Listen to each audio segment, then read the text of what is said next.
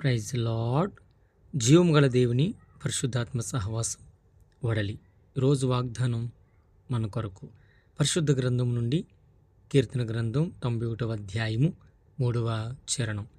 నాశనకరమైన తెగులు రాకుండా నిన్ను రక్షించును. నాశనకరమైన తెగులు రాకుండా నిన్ను రక్షించును. ప్రియమైన దేవుని సంగమా, ప్రభువు మనకిచ్చినటువంటి నూతనమైన కార్యాలను బట్టి, ప్రభు మనకిస్తున్నటువంటి నూతనమైనటువంటి వాత్సల్యతను బట్టి మనము అనుదినము అనుక్షణము దేవుని యొక్క కృపను బట్టి ఆరోగ్యవంతులుగా ఉండాలని ఉండమని ప్రభు వాక్యం చెబుతుంది. ఏ విధమైన కీడు నీ వైపు రానియకుండా భద్రపరిచి దేవుడు మన పక్షంగా ఉండును గాక. ప్రార్థన చేసుకుందాం. మహాగుణుడా, మహోన్నతుడా, పరిశుద్ధుడా, ప్రేమగల తండ్రి, నీ పరిశుద్ధమైన ఉన్నతమైన నామాన్ని బట్టి మీకు లెక్కలేని కోట్ల కొలది స్తుతులు స్తోత్రాలు.